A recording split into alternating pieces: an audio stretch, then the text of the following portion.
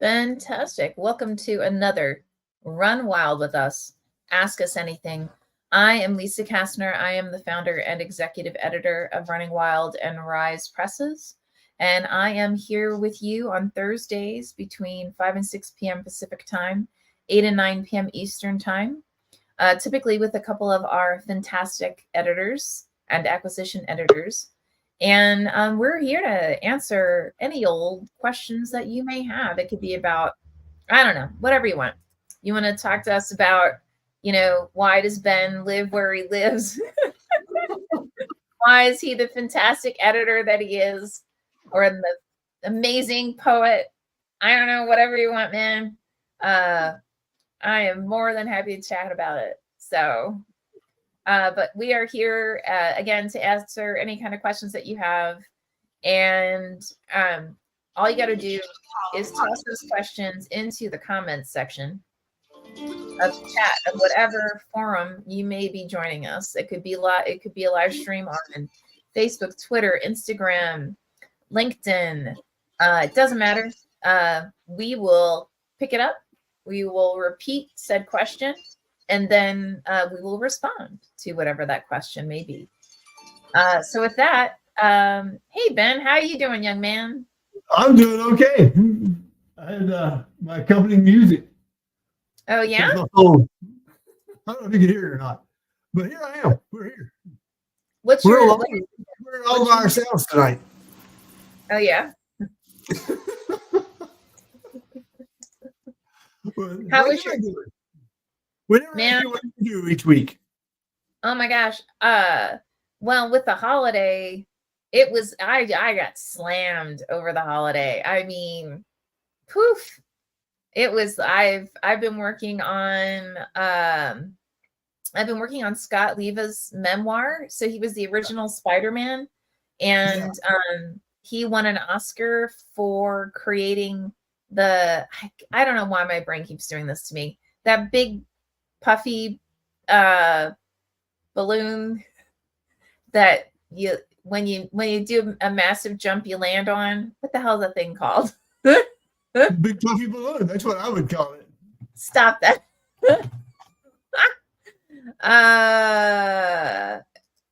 Oh man. The stuntman balloon. The stuntman balloon. It was actually groundbreaking when he created it back in the day. Yeah, but it wasn't as groundbreaking as it would have been if the balloon hadn't been there. I know, right? Exactly. Airbags. That's it. The stunt airbags. I knew if I said something stupid, you'd come up with the right answer. You know what? Sometimes you just got to say something stupid because then it's like, bing. Oh, yeah. Yes. That's cool, though. Yeah, I've been heavy in that, and I've been reviewing. We've had a couple of audiobooks that I've been basically reviewing so that we can get them to the general public, which I'm really excited about, all the work that we've been doing around audiobooks. And my goal, actually, because I think we have about 15 books left that still need editors. Wow. So my goal is for us to get that knocked out so that we can then start acquiring more books. But I don't want to acquire any more until we've knocked that out. I just don't, I don't feel like it's fair to anybody. So. Yeah. I'm working on 2, and I know I have 1 waiting.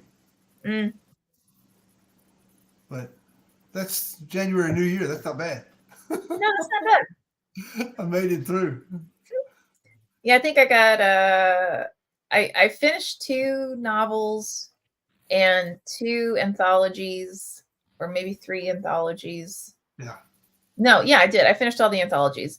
It's funny, like I had this tendency, especially when I'm working on an anthology, like there's almost always like 1 or 2 stories in it that you keep going back and forth with the author, right?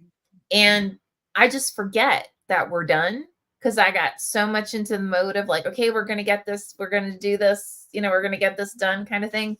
That when it's finally like done, sometimes I forget it's done.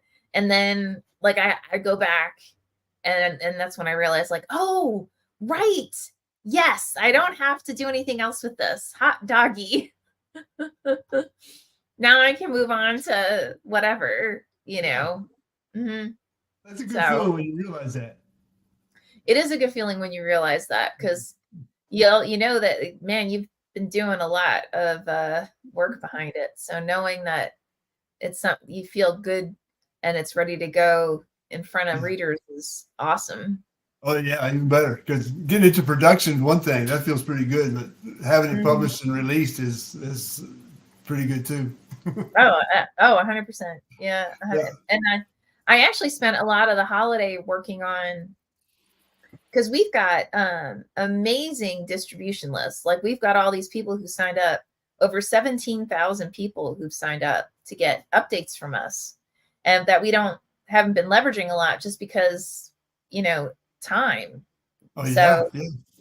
I spent a solid long weekend just creating the plan for 2024's books, including our new authors view live stream and editors view live stream, and really just kind of more so using all these great formats, because we've got all these amazing people who are signed up to get updates from us. We just need to actually do it.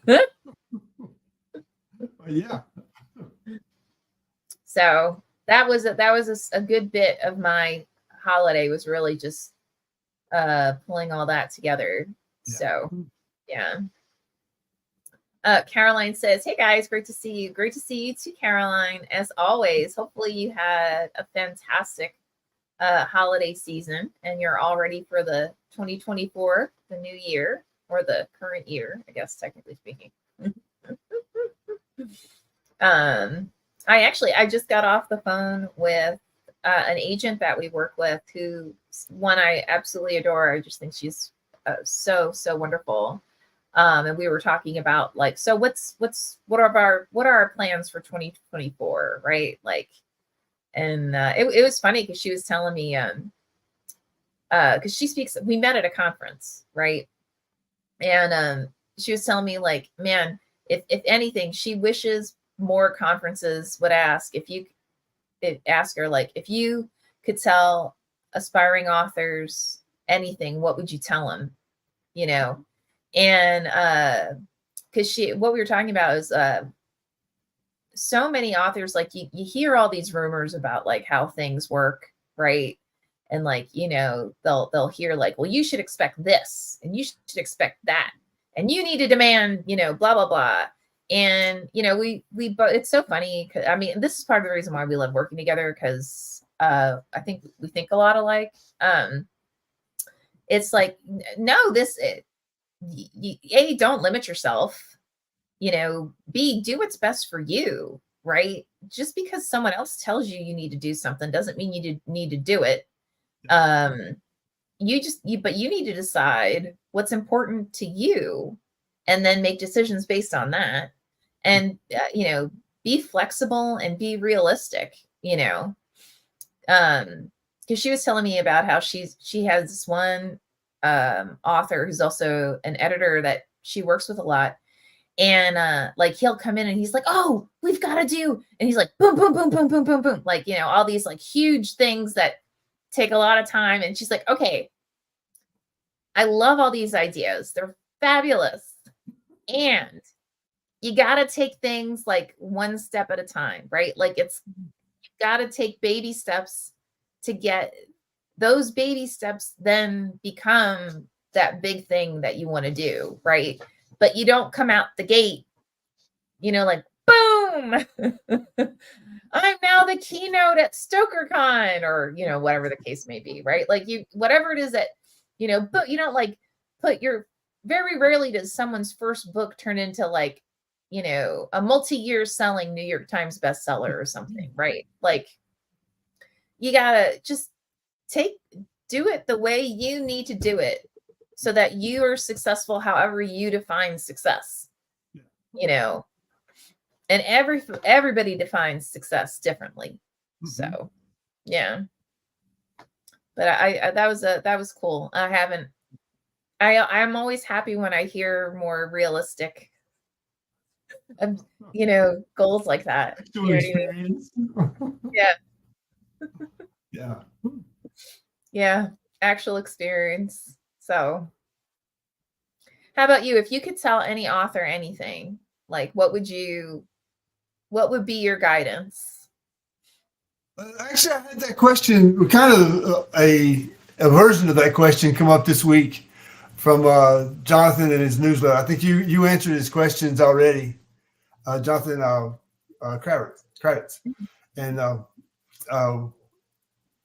it's basically the same. If you're writing to be published, stop writing. Mm. You should be writing because you enjoy the process and the craft and the creativity that it entails. And then once it's done, put the ones that are done out in the world and see what comes back. Mm-hmm. But if nothing comes back, don't worry about it. It's you enjoyed the process and the craft and the creativity of getting it out to the world. And then the other part is just to use a New Orleans word, lagniappe. That's lagniappe. That's the unexpected bonus. And but so just write for yourself and write for your own craft and your own creativity and write for you, not for anybody else, or not for the people who are giving you that advice, whether it trickles in or it comes in big explosions. If they say something that makes sense to you, then take it and go with it, make it yours. Mm-hmm. And then if they say something that doesn't make sense to you, ignore it. Don't worry about it. It doesn't make sense. It's not yours to do anything with anyway. Yeah. But I think that's the advice I would give mostly. Just don't write to be published, write to write. Write for the craft. Well, and decide what you want to write to your point, why you're writing. Yes. And that'll help you figure out what you need to prioritize, how you're going to prioritize. I'm speaking at Superstars of Writing Conference in Colorado in February. And I'm teaching 2 workshops. One is all about branding, and the other one is actually how to be more strategic in developing whatever your plan is for how you're going to, accomplish what you want to accomplish. Yeah. And so much of it, it goes back to, I believe, what you were just saying. You need to figure out, why are you writing, right? And if to your point, if you're writing because you're like, I want to become a New York Times bestseller, then you're not going to probably have enough energy to get you to the point of becoming a New York Times bestseller, right? Because honestly, everybody I know who's ever been a New York Times bestseller, they didn't come out the gate saying, this is what's going to happen, right? Mm-hmm. Every single person I know that became a New York Times bestseller has said the same thing, that it was the book they didn't think was going to become a bestseller that became a bestseller. Like they didn't anticipate it, right? And now it's one of those, like, in reflection, it makes sense, right? Sure. But if someone came to him and said, of all the books that you wrote, what ones do you think were going to be really super hot and popular? They're like, I would have gotten it wrong every damn time, So you got to figure out, how are you going to write? What are you going to do that's going to make you happy, mm-hmm. and focus on that. Yes. And those best-selling books, the best-selling authors have to have a best-selling book. Mm-hmm. And the best-selling book comes with too many variables to control while you're writing the book. Mm-hmm. Because we've seen some great books come through, like you just said. The ones you think these are the superstar books that are going to really take off, and mm-hmm. they don't, because mm-hmm. there's those other variables out there in the marketing world and the readers world and the trend world and of things that are going on in society that make it the best-selling book that an author just gets to enjoy because they have to be the one to write it. and to realize that, so that was good. Now the pressure's on for my next one, and it shouldn't be the pressure on. No, just write the next one. You know, Exactly. if it catches on because they know your name now, that's the bonus. And honestly, if you write it because you're passionate about it and you really enjoy it, guess what? It comes through in the writing. Yes. I mean, yeah. And if you're writing it because you're tired and you're like, I just want to make a buck, guess what? That comes through in the writing. Like you just, I know, you know, I mean, I used to hear that all the time when I first started writing a very long time ago. But I've never seen it not to be true, you know. So Lauren Lang says, "Hey guys, I am super excited you're coming to Superstars this year." Lauren, I am so excited too. I cannot wait. And honestly, I am so thrilled and honored to be able to be speaking with so many absolutely amazing authors and editors. And I am going to be hosting actually one of the dinner tables during the special dinner. And I'd love, Lauren, I'd love your feedback on this. I want to give away something to like a gift for people who are sitting at my table. And I mean, I'm happy to do anything from like give away a book or maybe like, you know, a half hour of advisement. I don't know what you guys might find the most valuable, but whatever, you know, I'd love your thoughts on what you think folks would get the most benefit from. So what is Superstars? Huh? What is Superstars? Superstars is a writers conference. Hold on, I'll put the link in the chat. It's a seminar. It's definitely once a year. It actually might be more than once a year. And it is, I believe it's always out of Colorado. And it's an interesting conference because it's focused on writing, but it's more so what I like to call like the business of writing.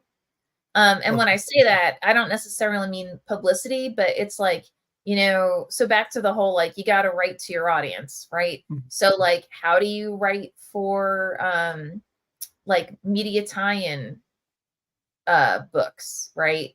And so they might have someone who's really well versed in that, and they'll give a lot of guidance on that. I'm speaking on author branding, and again on I believe it's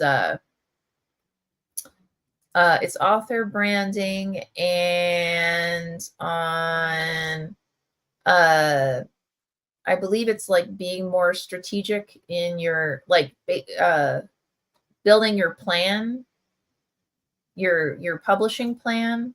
Yeah. Where is now? I need to find it.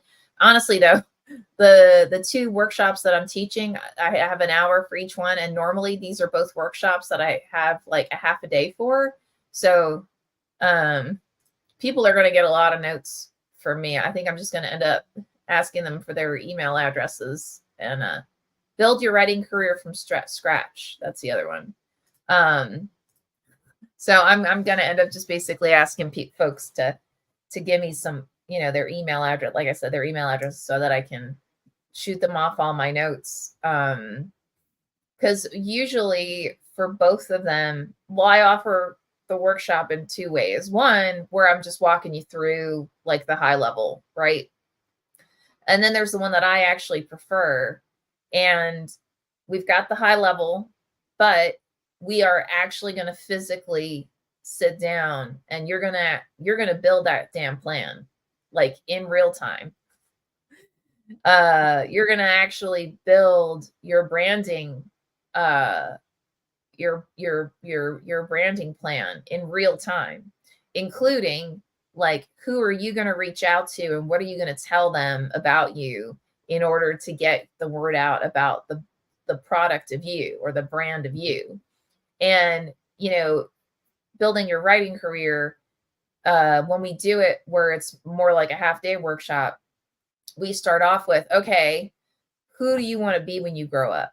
Right? So we need you to visualize who is Ben when you've hit that epitome, you know, that the absolute stellarness of who Ben is, what does that look like? Because that's what you're going to use as the way to help you stay focused on building that writing career. Because Ben, I know you know as well as I do, it is really easy to get sidetracked, right? I mean, you'll have a jillion different opportunities thrown at you that you may have never even thought of. And some of them will still keep you, be aligned to whatever your final objectives are. And some of them are going to have jack shit to do, nothing to do with nothing. Right. And so by doing that visualization and figuring out, again, who do you want to be when you grow up? What does that look like? And honestly, I tell people to reassess that every year because it's going to change, right? As you learn more about writing and more about, publishing and the yourself. more that you learn exactly yourself, the more you'll understand, what it is that really drives you. And that it'll help you stay, refocus so that you can be happy, and you will be successful. So, Caroline says, I so agree. I never wrote to publish. I just wrote. It's funny too, because I know back in the day, I knew so many people who assumed, well, if I just write, then I'm going to be successful. And that also doesn't work. Like that's not how the business works. On the other hand, it also used to be that the only way you could get published was if you went to one of the big houses or one of the, larger mid-sized ones, right? And now, I mean, gosh, there are tons of people who are very successful, who are completely independently published or self-published, but they had skill and they had talent and they figured out, what they wanted to do and what would make them happy, and they wrote toward that, So I will keep going back to, you got to figure out what's going to make you happy. And it's like when everyone says, oh, well, I want to be a billionaire. Well, that's not necessarily going to make you happy, right? You got to figure out what in the process of these activities gives you fulfillment. Understand that, and then drive forward from there, and hopefully it's not a thing that makes you happy, right? Hopefully there are multiple aspects of the writing, publishing, editing processes. Heck, even stuff like this, like live streams that make you happy. Acknowledge that. Yeah. So I don't know. Yeah. But yeah, that's what I'll be talking about.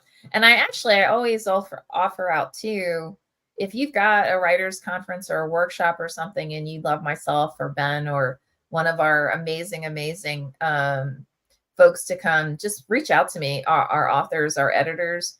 We're all, well, as far as I know, all of us are very, very happy to come in and speak at your specific event. Also, if there's something you want us specifically to talk about, that too, just reach out and let us know. And, we're happy to do it. I know at the last StokerCon that was out of Pittsburgh in 2023, I was asked to speak on a panel about the process of publishing. And what was interesting is it was myself basically representing independent publishers, one of the big houses, an acquisitions editor from one of the big houses, and then a couple of agents as well. And it was really, really cool to have all these different perspectives about the full life cycle of getting a book to market, and how varied it was. And it was interesting too. I had several people come up to me afterwards and they were like, thank you for being so honest. Now, mind you, I also, I had the caveat before I start talking, this is Lisa's perspective and based on my experiences, right? So it doesn't mean that what I'm going to tell you, everyone's going to say, oh, yes, 100%. I completely agree on everything. It's more so, again, it'll be based on our experiences. But hopefully, if you are a fan of ours and you either watch our live streams or read our books or both, or listen to our audio podcasts, or maybe you've seen us speak somewhere, that we do have a tendency to be pretty honest, and we're doing this because we want to see you successful. We want to see you happy. We want to see you fulfill your passions, right? That makes us happy. So yeah. I don't know. Blah, blah, blah. What do you think, Ben?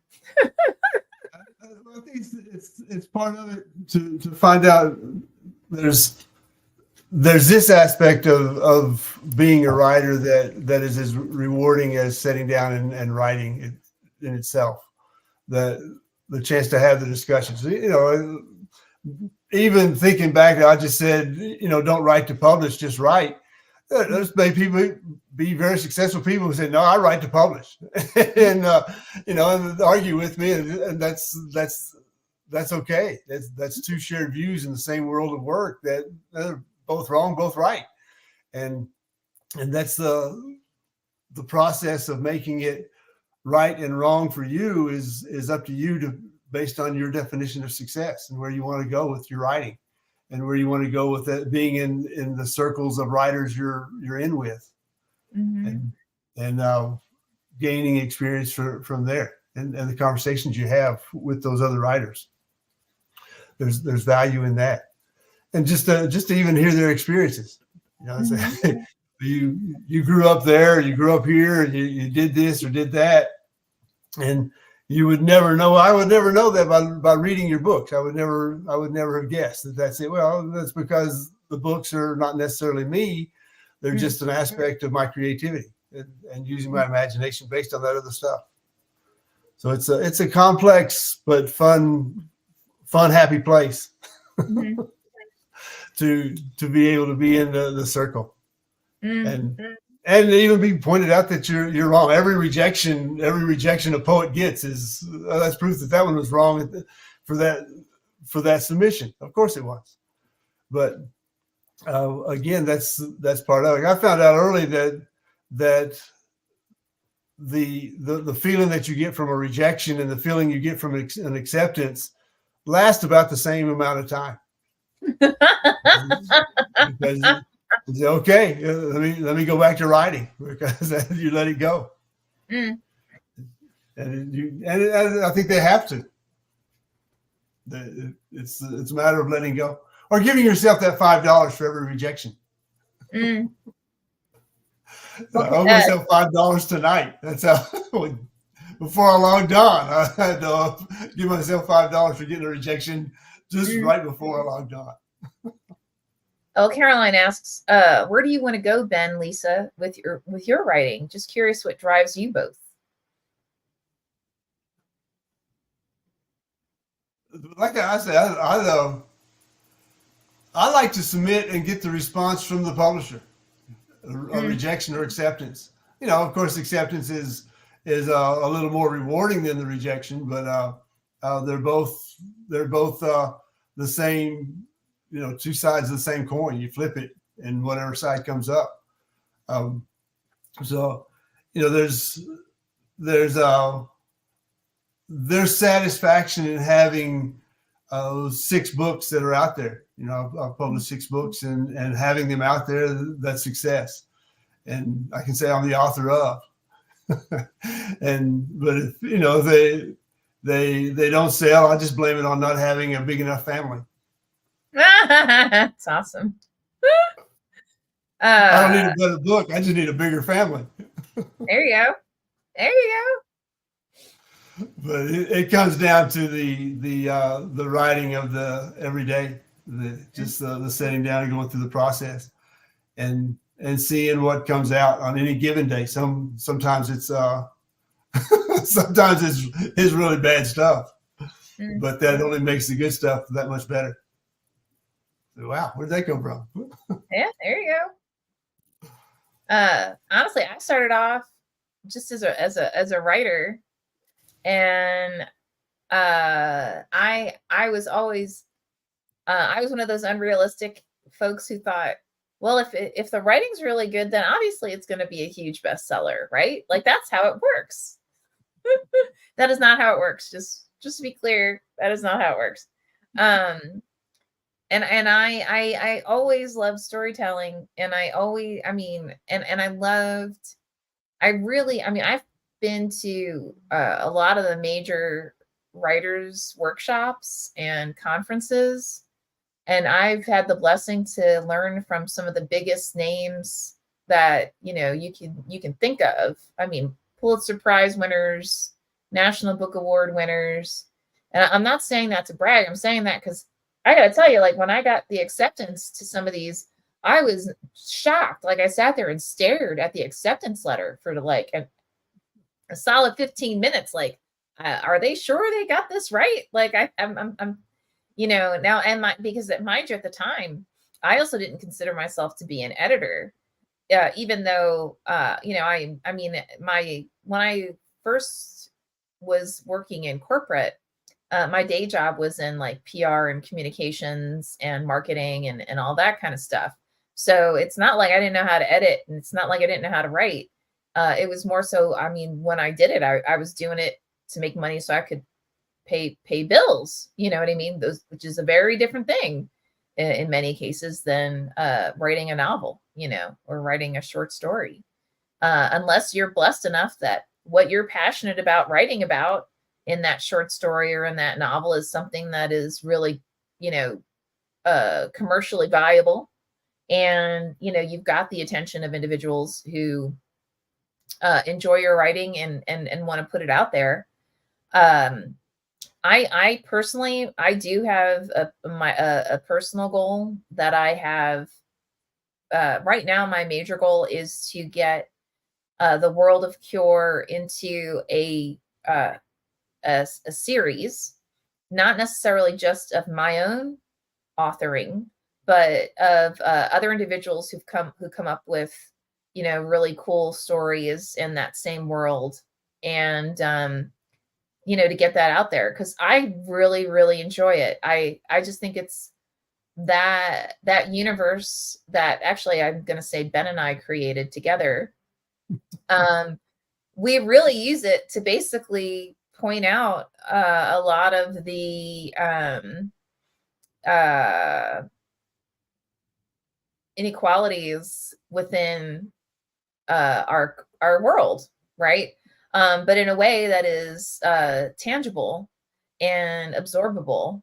And so that when you read it and you think, wow, that guy's a dick. And then it's like, oh, wait a minute. That's just like this situation here in real life. But they made it where it's a werewolf doing it. Or they made it where it's a vampire or something, whatever it is, And point out how to make those inequalities, those indiscrepancies, how to change that, right? And how to make it so that you can acknowledge others for who they are and accept them, right? That's a lot of what Cure is about. It's about acceptance. It's about community. And it's about really bothering to understand about other people and their perspectives and what drives them, right? And accepting them for who they are. Because back to what Ben was saying before, writing to get published and writing for passion, both are right. And both are wrong. It depends on who you are. It depends on what your goals are. And you are the only person who can decide on what those goals are. Now, you can search for those who can help you in obtaining whatever those goals are, and you should.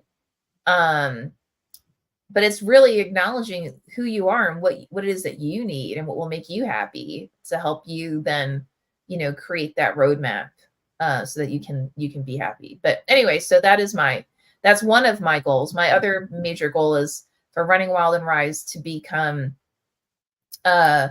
amazing standalone publishing houses where we've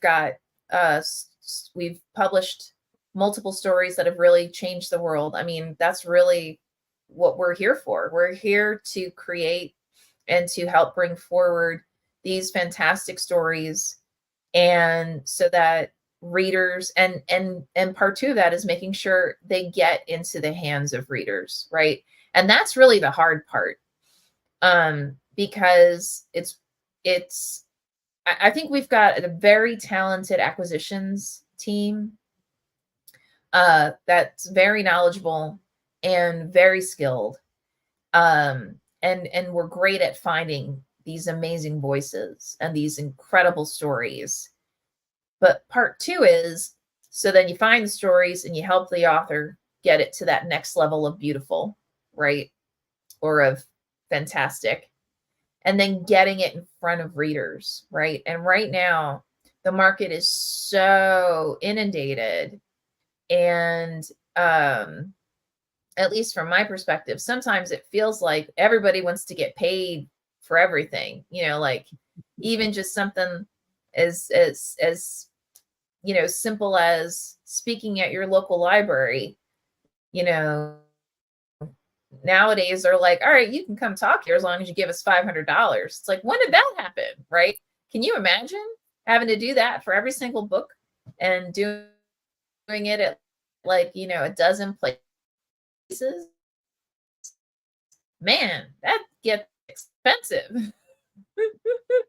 So I want us to get to the point where we have our own platforms, we have our own networks, and we've been able to end with and really not only enjoy the stories that we bring forward themselves, but they love it so much that they want to share it with others, right? And so they spread the word, if that makes sense. So those are my and we're doing it.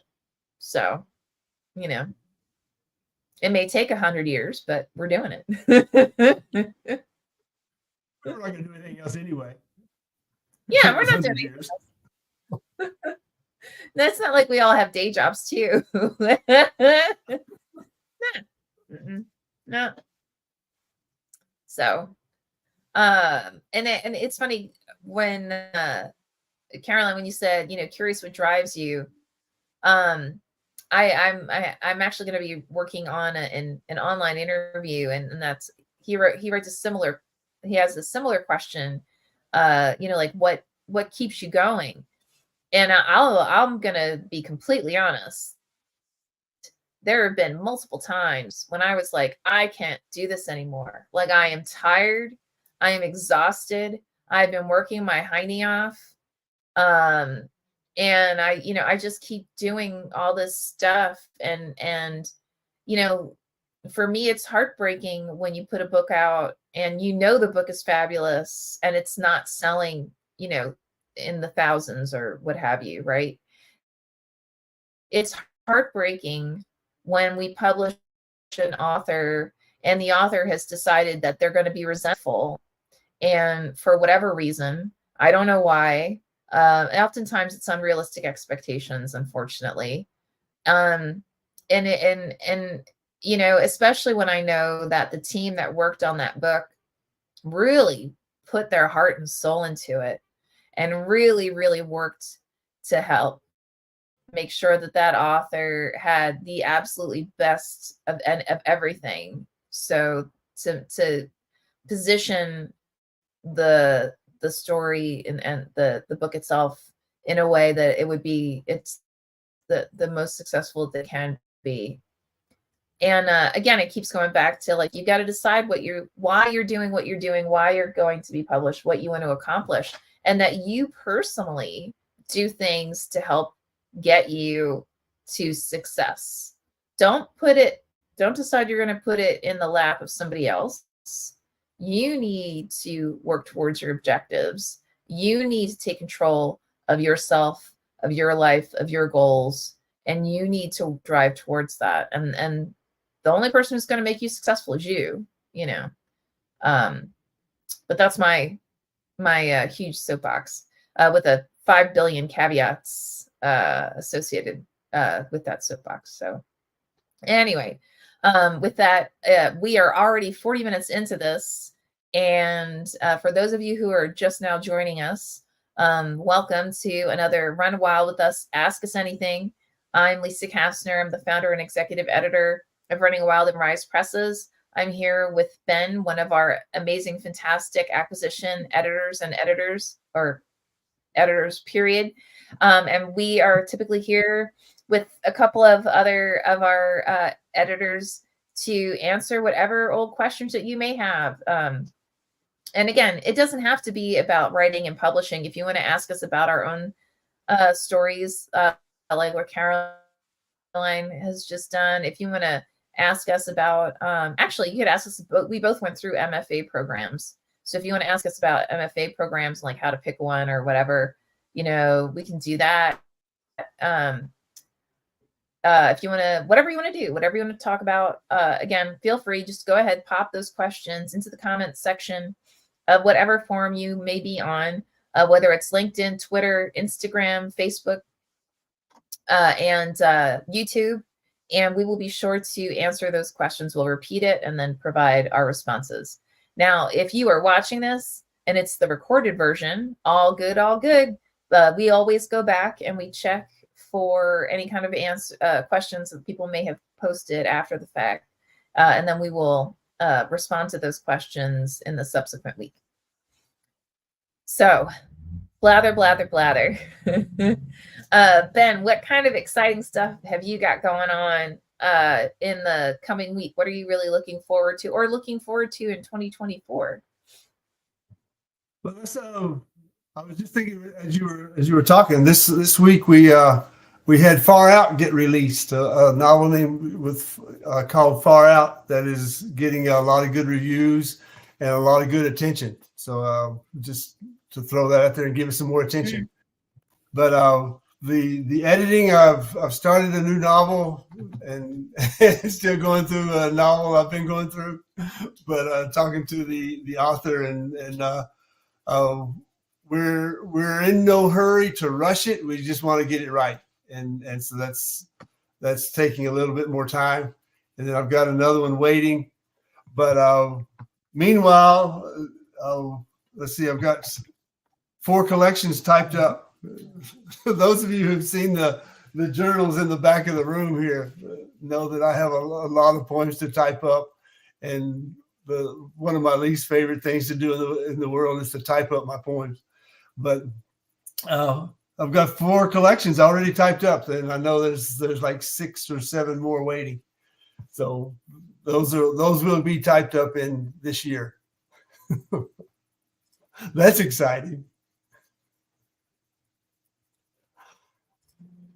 Absolutely. I am putting in the chat a link to Far Out. At least I think I am. This is behaving a little weird. So guys, you can go and check it out. We really have got. The author was with us at least early. I'm not sure if he's still with us or not, but he was here listening in, and like I said, getting a lot of good attention. With a good story. Absolutely. And another great thing this week was The Corner of Easton Dreams by Joan Connor. And it's actually short stories that we picked up. And I got to tell you, I am a huge, huge fan of Joan's. I actually knew Joan. Joan was actually one of my instructors at the MFA program, Fairfield University. And I'm going to be full disclosure. It wasn't intentionally. It was, I had actually joined Fairfield University because I wanted to work with Da Chen, because I was a huge fan of his. And I had attended a workshop, a seminar with him elsewhere. And I just thought, oh my gosh, I could learn so much from this man. And I made it very clear when I joined the program that I really wanted to work with Da. And then for whatever reason, for the first, I think it was the first 2 semesters, they kept assigning me to Joan, so Joan was my mentor. And I went to Joan. I said, I'm sorry, I'm not trying to be a jackass, although I know this is being a jackass, but I really want to work with Da. I don't understand. Like, I keep asking. It's almost as if by me asking to work with Da Chen, they're intentionally saying, no, you're not going to work with Da. You're going to work with somebody completely different, So, but anyway, I absolutely love working with Joan. She is a phenomenal author and editor. I really did learn so much from her. And these stories are absolutely fantastic. You guys have got to check them out. But those are two books that came out literally January: Corner of Eastern Dreams by Joan Connor and Far Out by Khalid. And I cannot speak highly enough about these stories. So, and let me see. Yeah, those are the big ones. Now, guys, if you are members of our distribution list, I'm actually going to be sending out a distribution, an update to our newsletter members. Probably, I'm going to say this weekend. It's going to include links to some of the live stream interviews, both to authors and their editors for the books that have come out this past January or this January, and possibly that may be coming out in February. And you're also going to get links to like some potentially some of the crazy, amazing interviews, reviews rather, that have come out recently for the same books. And I'm just, like I said, I'm just really excited about getting these out there. Oh, another one, Serpents of Eden by R.W. Goldsmith. Another fabulous book, came out January 8th. And another one that came out January 8th, 13 Tunnels by Suzanne Samples, which is the third memoir in a trilogy of memoirs about Suzanne's experiences with battling brain cancer. And here is our main page where we actually link to all of the books that came out in January or that are coming out this January, and a summary about the story, or the back jacket copy rather, maybe a blurb or two about the book, and a link so that you can go ahead and check it out. And I really encourage you guys to check it out. So another great book that came out or is coming out January 22nd is This Then Is What Counts by H.J. Brennan. I'm actually going to be doing a live stream with H.J. on Saturday this weekend. So another one that, and he's going to talk to us about what inspired him to write the novel and so on. And I actually just recently interviewed Agatha Cecile about her narrative poem, Before You Met Me. It's actually a nonfiction narrative poem about her battle with understanding childhood trauma, how it impacted her. And yeah, it's absolutely gorgeous. Another one that you want to look for is Obsidian Waste by Rudolfo Serna. That one came out on January 3rd. An amazing psychedelic dark fantasy. That's also gotten a lot of really great reviews. Check that out. So, and we're going to continue to be conducting interviews with those our authors and editors for the books as they come out in the coming year, just so that you guys get the behind the scenes view of not only, why did someone write what they did, but, why did we think it was cool? Caroline says, so many great sounding works. You guys are doing a great job. Thank you so much, Caroline. We completely acknowledge that our catalog is crazily eclectic, but that's part of the reason why we're so fun. So cool. Well, guys, we only have 9 minutes left. Man, this just flew by. If there's anything else that you want to ask us about or comment about or so on, please feel free to go ahead and toss it into the comments section of the respective format you are joining us in, and we will be more than happy to respond. And if you're an editor or an author who works with us, again, we'd love for you to provide your commentary as well within the comments section. If there's anything that you want us to talk about or that you want to bring forward, again, we'd love to hear from you. So definitely join us. There's some Anthology 8 authors with us tonight. And just as an update, the anthology has moved on to production. So that's good news. Anthology 7 is scheduled to come out in September 24. So Anthology 8 will probably be about 6 months to a year after that. So think late summer 25. But it's moved on, and you will get to have one more, Lauren, that is you, and Elizabeth and Caroline.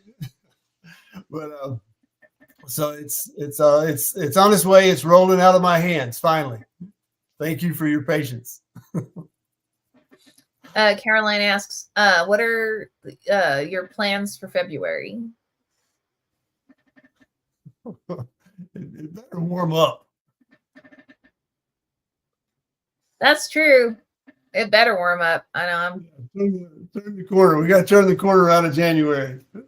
Yeah, we've got a lot of works that we've got that are in progress right now. So I think right now, it's to Ben's point, it's all about just knocking this out, right? Let's get these stories edited and ready to go. I think that's really probably going to be our focus for February, March, and April, in all honesty. So Elizabeth asks, how do you pick novellas or short stories to group into your anthologies?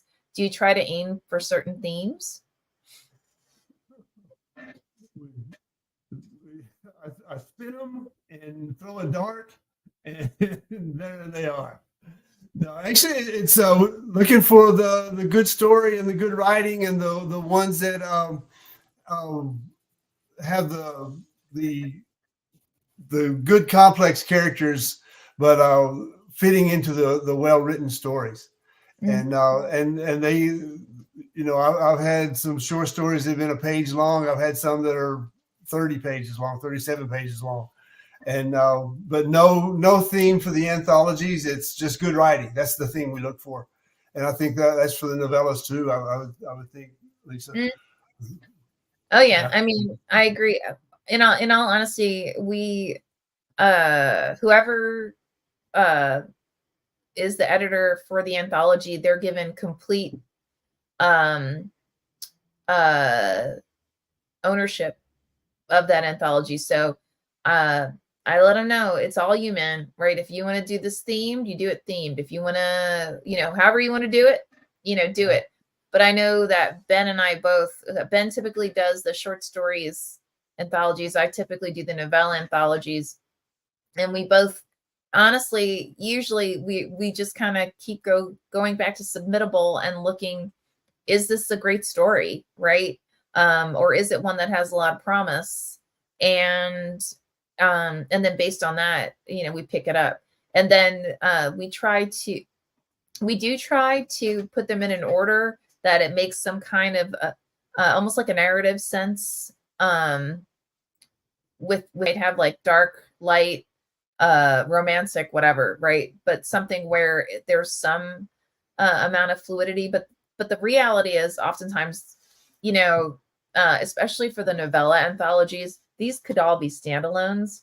We do have a tendency to pick up kind of long novellas. I want to say easily a good number of them are usually at least between 20 and 40,000 words.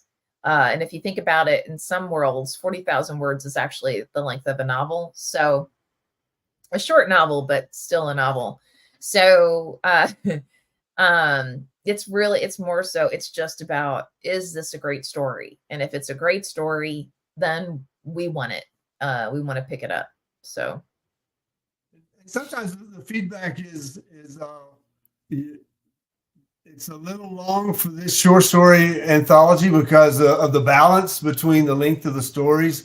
It really feels kind of weird to have a 40-page story in among some 7 to 12-page stories, and it really kind of stands out. So going back to the author, if I like the story, I'll go back to the author and say, can we pare it down and make it more manageable within this anthology this year, or can you expand it a little bit into a novella or into a novel, even work on these characters because they're very interesting characters, and you've got a good idea for the story that you want to tell and evolve. And so sometimes that's a reason for rejection, but rejection with notes to say it doesn't fit this time, but here's why. And sometimes it is the length, and rarely is it the theme or the content of the story itself. It just doesn't fit and balance with the other stories in the anthology. Especially, it seemed like I know Rise 1 that I edited last year. There were only like 12 authors in it, but they were just those 12 stories stood out more than anybody else's, and it was and they were all relatively the same size, and so it was a good balance. Rise 1, a great place to start with Rise Anthology 1, and then Running Wild Press now is up to Anthology 8's in production, and I'll start going through number 9 here pretty soon. So you still got time to get stories in, but I'll start selecting. And that's a good point. There have been times when we've gotten novellas that were like borderline novel, and they could have easily been expanded. So we'd reach out to the author and ask them, like, hey, looking at this, this actually looks like, it could be expanded to a novel. Would you be open to doing that? And if so, we'd be happy to publish it. Right. So we, and sometimes, you go through and you read the novella and you realize, what, this is actually a short story, or, it's more of someone kind of blathering or doing this like mental a mind dump, right? And so, yes, there is a story there, but it's not necessarily in the structure with the prose that was presented to us. So we may go back to them and just point out, like, hey, you know what? I think this would be a lot stronger if these kinds of changes were made. And if it's something that's that significant in terms of change, at least I know for myself, and I know from working with Ben and knowing Ben for so long, we'll give you the feedback. We won't do the rewrite for you. We'll make the suggestions, right? And we'll point out areas where that kind of strengthening could occur, but we leave it to the author, because at the end of the day, again, it's your story, it's your novel, and you may turn around and say, you know what, I completely disagree. I think it's, and that's totally fine, right? And sometimes when you come back and say, I completely disagree, we'll say, okay, well then that's fine. We'll go with whatever. And other times we'll get completely disagree and go, I can't, this isn't strong enough, that doesn't happen very often, but on the other hand, it's very rare we ever have an author come back and say, I completely disagree. Usually you can see them have that aha, that epiphany. And then they're like, holy crap. Yeah, no, you're right. Let me go and do that. So, and on that incredibly lighthearted note, we are at the end of the hour / the top of the next one. So again, I want to thank everybody who joined us. Elizabeth, Lauren, Caroline, you guys, as always, are absolutely wonderful. We absolutely adore you. Ben, thank you. And we will see you guys next week.